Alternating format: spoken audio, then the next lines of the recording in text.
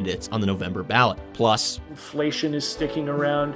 Interest rates are still really high. The Federal Reserve cuts its interest rates for the first time this year. What this could mean for you. And in sports, the Ohio men's basketball team finalized its schedule today, and we have a look at all the important games. Newswatch starts right now.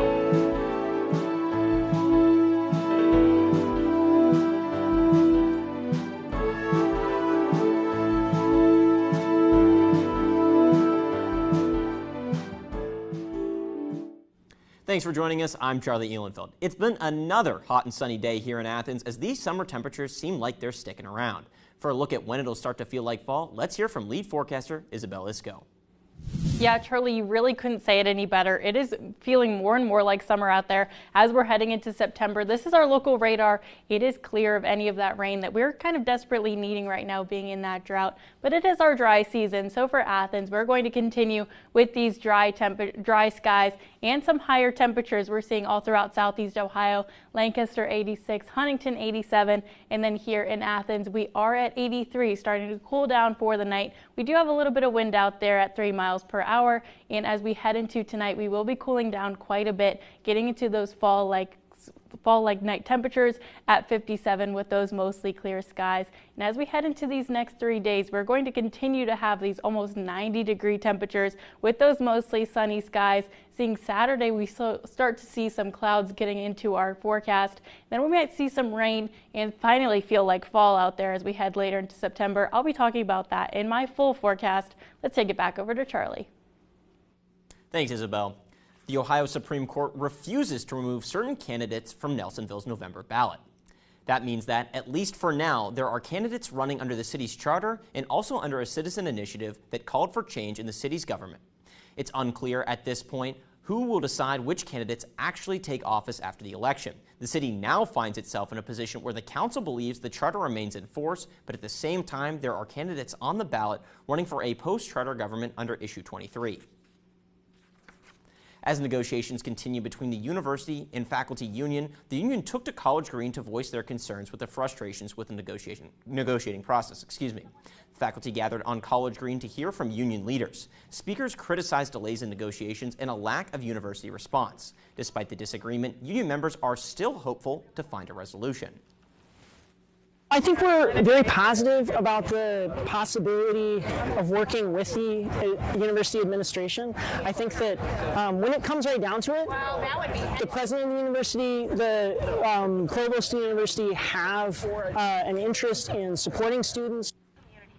The university said in a statement it will continue to negotiate in good faith. The Ohio Wildlife Council met just hours ago here in Athens to discuss the ongoing outbreak of disease affecting local deer.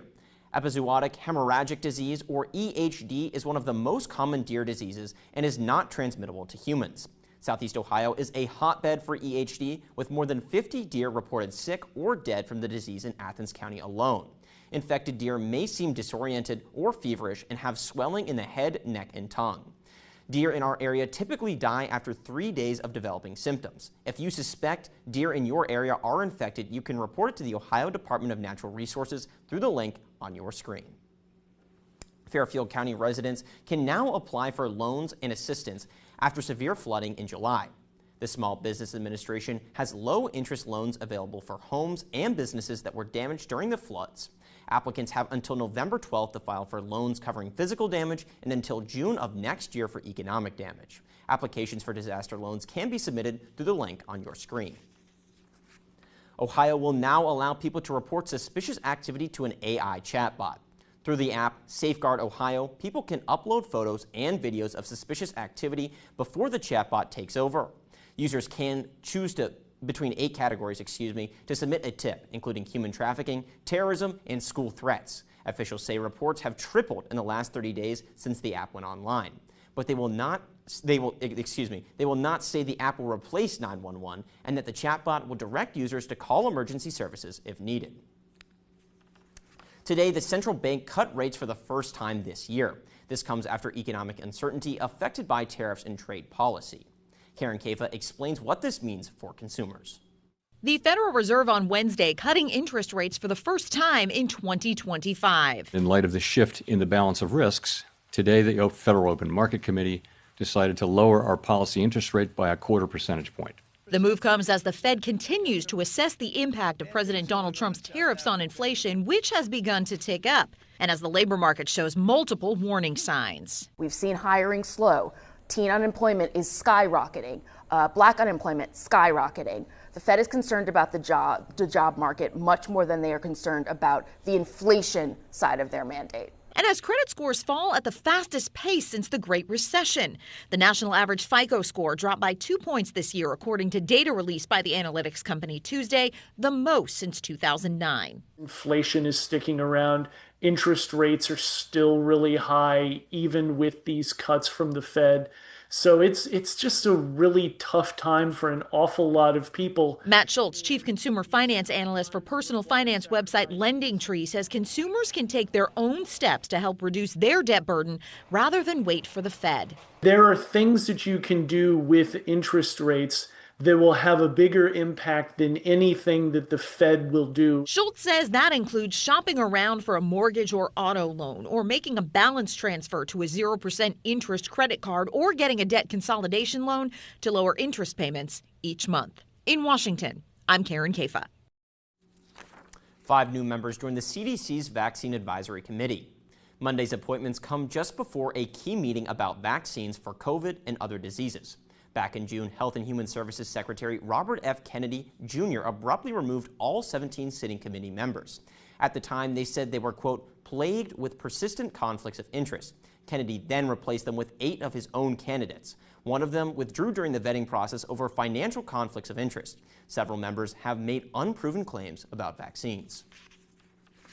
Today, the former CDC director, testified on Capitol Hill.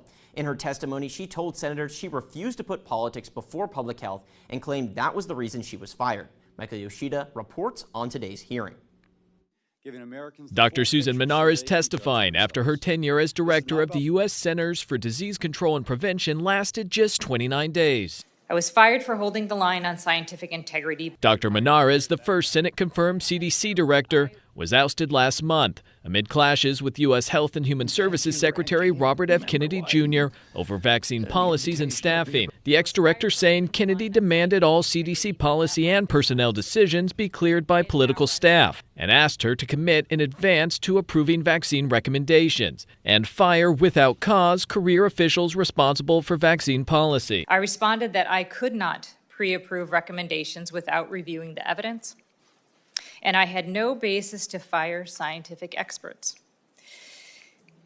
He told me he had already spoken with the White House several times about having me removed. Secretary Kennedy, who previously described Dr. Menares as a public health expert with unimpeachable credentials, said this earlier in the month when asked by senators about the firing. I told her that she had to resign because I asked her, are you a trustworthy person? And she said no. Also testifying Wednesday, Dr. Deborah Howry, who stepped down from her role as the CDC's chief medical officer in protest after Menares' ouster. I resigned because CDC leaders were reduced to rubber stamps, supporting policies not based in science, and putting American lives at risk. In Washington, Michael Yoshida reporting. Congress is taking action to combat crime in Washington, D.C. The Republican-controlled House passed 2 D.C. crime bills yesterday. The bills targeted juvenile crime. One bill would lower the age a juvenile could be tried as an adult for certain violent crimes from 16 to 14. Another bill would require the D.C. Attorney General to publish juvenile crime statistics on a public website. This comes after President Donald Trump deployed the National Guard to D.C. to help local police fight crime as a part of his crackdown on crime. President Trump and First Lady Melania Trump are in Britain and were welcomed by King Charles III today. This visit marks a second historic state visit, and will feature a state banquet to cap off a full day of events. Julia Benbrook has the details on the trip. It's no secret that President Donald Trump is a fan of pomp and circumstance, and the pageantry of this visit got underway Wednesday at Windsor Castle, where the royal family literally rolled out the red carpet. The schedule included a royal salute and carriage procession, a state banquet, and of course, the company of the King and Queen. As Trump left for this trip, he made it clear he was flattered by the invitation for this rare second state visit. Well, my relationship is very good with the UK, and Charles, as you know, who's now king, is my friend. And it's the first time this has ever happened where somebody was honored twice, so it's a great honor.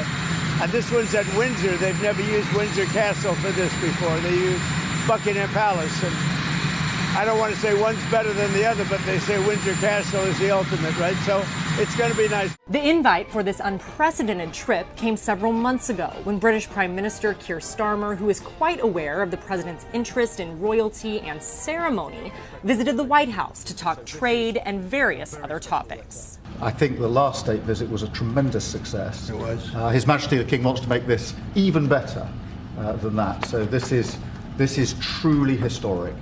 There is likely a broader strategy here, as Thursday is expected to be more of a day of business, with Trump and Starmer scheduled to meet. A host of topics could come up, including Russia's war in Ukraine, the escalating war in Gaza, as well as trade. At the White House, I'm Julia Benbrook. Coming up, aging is inevitable, but it doesn't have to be a sudden change. Experts share easy habits you can start now to help when you're older. And it's been a rocky week for the economy, but a new study reveals surprising data about consumer spending habits.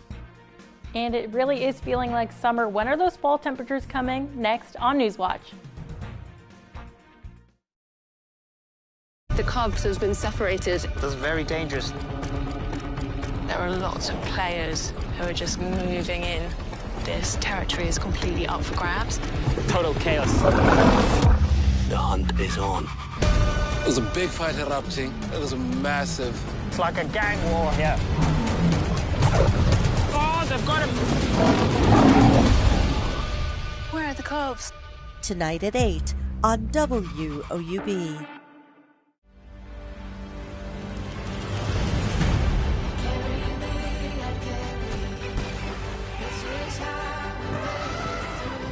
You are ready to go.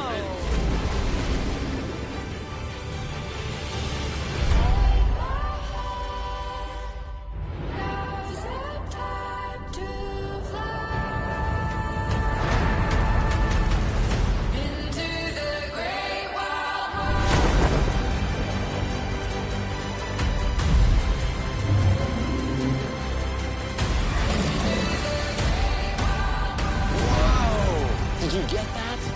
That is incredible. We are part of a revolution.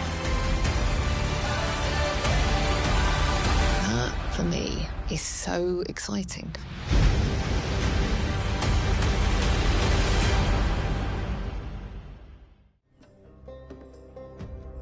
As the opioid crisis ravages the nation, a small-town lawyer takes on Big Pharma. When his case gains traction, it becomes the biggest civil litigation in U.S. history. I'm representing my entire home community. Now I'm suddenly feeling like I can make a big difference. The Bitter Pill on POV. Monday at 10 on WOUB.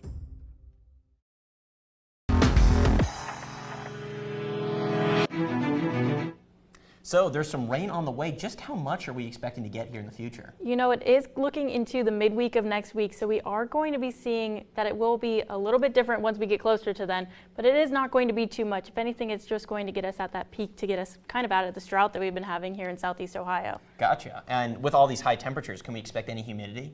Not really. It has been pretty dry out there. It is starting to feel like fall with those drier conditions, but as we head into the next week, get some rain in there just to make it feel a little bit less like fall. If anything, start to cool us down, get us, if anything, more fall and less like summer.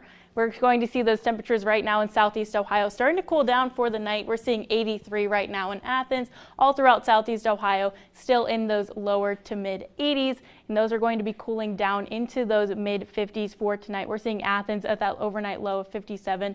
Mostly clear skies. If you are heading outside tonight, you will need that light jacket. Those fall nights are really starting to kick in as we're heading through mid-September. That rain that we were talking about just over there, we're seeing that we're having this this low pressure system in the Midwest starting to creep in, but it is going to be a very slow moving system. And if anything, it's going to be breaking down as it's heading toward us in southeast Ohio. So those that rain amounts could be in anywhere from about half an inch right now to even just a couple sprinkles here and there. And as we head closer into next week, we'll be seeing just how much rain we'll be getting. But as we're heading into tomorrow, continuing with those mostly sunny skies, we're seeing that temperature high of 87 and that low a little bit cooler than today of 55. Like I said, this slow moving system starting to see it peak in there from the Midwest, but if anything, 12 hours ahead, still under this high pressure system. And as we go into this time tomorrow, that high pressure really sitting over West Virginia, giving us some continuing those clear skies for your Thursday. And as we're heading into Friday, you might see this cold front that is going to be setting up right over the Great Lakes, but if anything, we will not be in fact impacting our temperatures or that rain too much. It is, if anything, keeping that rain away from us as we head into Friday night. Again, that cold front kind of dipping down just a little bit, giving us those cooler nighttime temperatures, but that high pressure is really keeping us warm during the day, having those clear skies, and going to be moving out as we head into later into next week. You're seeing that Tuesday and Wednesday, that chance of rain, but we're still going to be having to get through the rest of this week and into our weekend. So we're going to be seeing that Thursday, Friday, Saturday, closer to those 90-degree temperatures in those lows, going to be getting a little bit warmer there as we head Sunday, Monday, Tuesday, going to be back into those 60s for those low temperatures. And then, like I was saying, our Tuesday and Wednesday is going to have that 30% chance of shower for our Tuesday, and then Wednesday with that 87 degrees. Sorry, I'm going to keep on going there. We're going to be seeing those temperatures back into those about 90s for the rest of this weekend. And as we're heading into Friday, if you have any plans for your Friday night football, we're going to continue to have those mostly sunny skies. If anything, you might need that light jacket as we head into later parts of the day. And then Saturday, we do have that midday football game for here at OU. It will be a pretty warm one out there. So if anything, you might need that sunscreen still out there for your Saturday. And as we head into Sunday and Monday, again, those temperatures starting to cool down just a little bit, but those fall temperatures still aren't expected even past this 10-day outlook. Let's take it back over to Charlie. Thanks, Isabel. A new study finds extreme heat caused by climate change led to thousands more deaths in Europe this summer. The study reported a total of almost 17,000 additional deaths. Researchers used weather data, mortality data, and peer-reviewed research methods to calculate how climate change influenced temperatures and deaths across 800 cities. They found climate change was responsible for 68% of the thousands of heat deaths this summer. Researchers noted the true numbers could be much higher, since the cities make up only about 30% of Europe's total population. September is Healthy Aging Month, a time to bring awareness to the process of staying physically, mentally, and socially healthy as we age. And experts say it all starts when we're young. Mandy Gaither has 7 ways you can aid the aging process.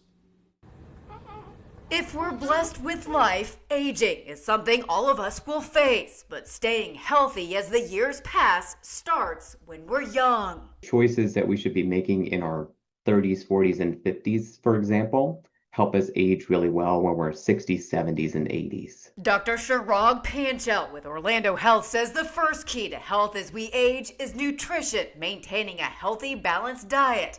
Next, keep your body active. The CDC says average adults need at least 150 minutes of moderate intensity physical activity and 2 days of muscle strengthening exercises a week.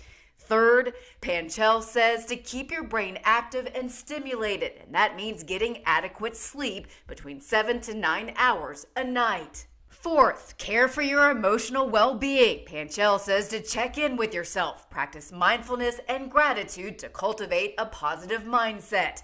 Fifth, stay connected. Being engaged with others can help stave off loneliness and isolation. Sixth, prevent injuries. Panchal says falls are a leading cause of injury and disability in older adults. Balance and strength training can help keep bones healthy. Also, remove trip hazards like loose cords from the home and wear proper footwear. Finally, stay up to date on your preventative healthcare routine. That includes routine checkups, vaccines, and screenings. We can add more healthy years by making small, consistent, healthy daily choices. For Health Minute, I'm Mandy Gaither. Americans continued spending in August despite persistent fears about the economy, a slowing labor market, and higher tariffs. Spending at U.S. retailers rose 0.6% last month. That's unchanged from July's revised figure. August retail sales beat economists' expectations of a 0.2% increase. Employers hit the brakes on hiring in recent months as Americans grow pessimistic about the economy's future. President Trump's tariffs have also begun to push up some prices. Still, consumers haven't cut back on their spending, and they may continue to spend if layoffs don't surge. Next in sports, the 2025-26 Ohio men's basketball schedule is here. Stay tuned through the break to get a look into some of the Bobcats' most important games with the season just over a month away. We'll be right back after the break. In the meantime, be sure to follow us on Instagram, X, and YouTube to stay up to date on all the news in Southeast Ohio. Also, stay tuned for the first episode of the wrap-up coming up this Saturday.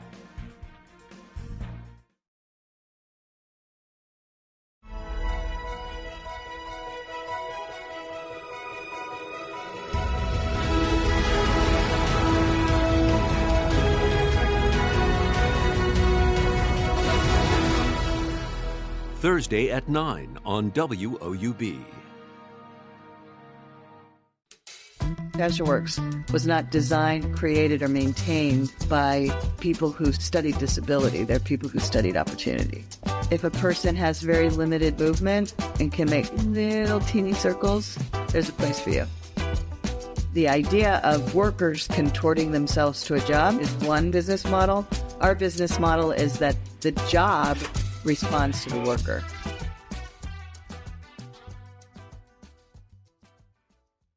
WOUB is recognizing members of our Cornerstone Society. The Cornerstone Society is a group that wants to ensure the future of public media in our region. It includes people across our area who value news, entertainment, and cultural programming, as well as the educational services WOUB provides. Also included are graduates of Ohio University who took part in the WOUB Student Professional Development Program. Thanks to the Cornerstone Society for their generous support. To learn how you can be involved, email woub@woub.org. Make way for the Queen. The people love me. This is not a request. Yes, Your Majesty. There's been a death. Is it murder? This is a serious investigation. The evidence begins with a lie and ends with the truth. There's something you need to see. There's a connection here. Go crack it. You do not want the weight of this on your shoulders. You really have done your homework. Quite thoroughly. Sunday on WOUB.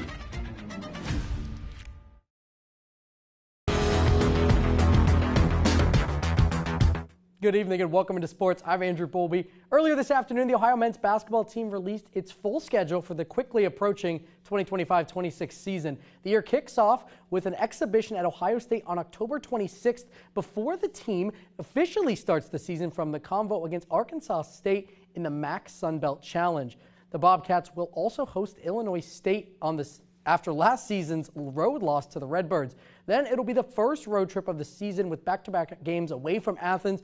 Ohio will face St. Mary's and Louisville as true road games. Then Ohio will be back at the Convo for the first part of the Sunshine Slam. The Bobcats host Betham Cookman before going down to Daytona Beach for the second and third games of the event.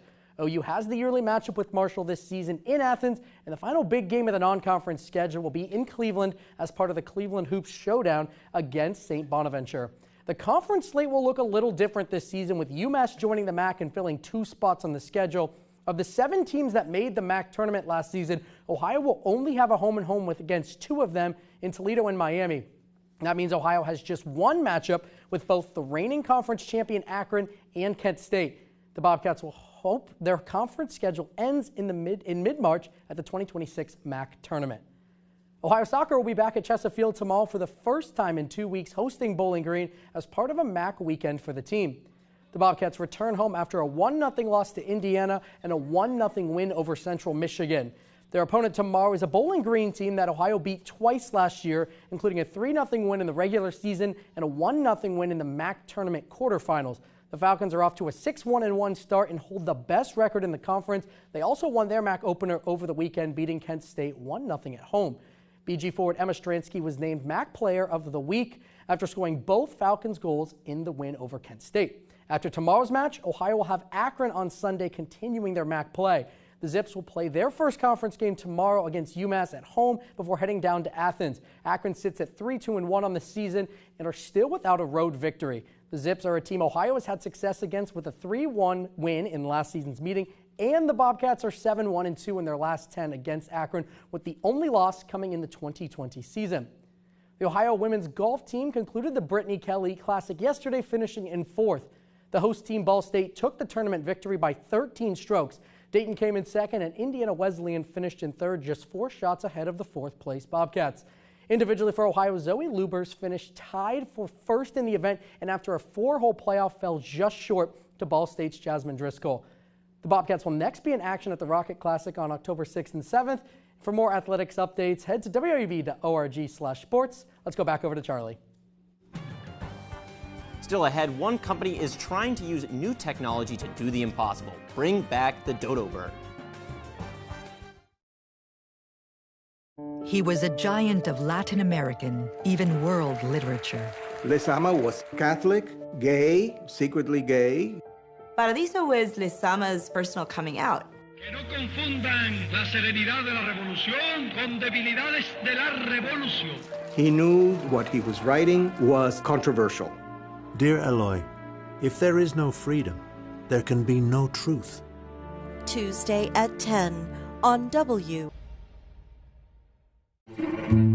Menopause is the one universal female experience. If you are born with ovaries, you will be menopausal. I didn't notice the menopause stuff happening. I felt like an angry person. And I'm not an angry person. Menopause certainly changes your brain. The generation going through menopause now, they're not going to suffer in silence. Thursday at 10 on WOUB.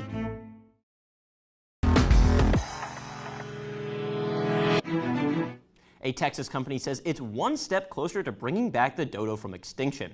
Colossal Bioscience says it's using genetic engineering to try and create a living version of the bird.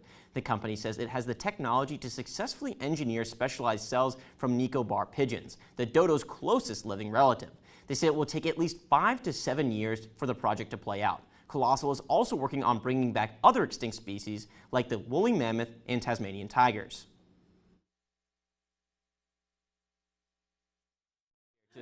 It is, but it is going to be looking like we will get some rain here shortly, but we got to get through some more summer weather as we're going into that. We'll be seeing those temperatures right now still in those 80s, going to be really feeling like fall out there. Currently 83 for Athens tonight. We will be cooling down to 57 with those mostly clear skies, so you will need to bring out that jacket, just a light one if you're heading out tonight, if you have any Wednesday night plans. And as we head into the rest of the week, we're seeing those temperatures nearing at 90 all the way in through Sunday. And then once we hit Tuesday, we do have that chance for a little bit of showers in there. That does it for our broadcast this evening. Thanks for watching. For Andrew Bowlby and Isabel Isco, I'm Charlie Ehlenfeld. Stay tuned for the PBS NewsHour coming up next. Have a great night.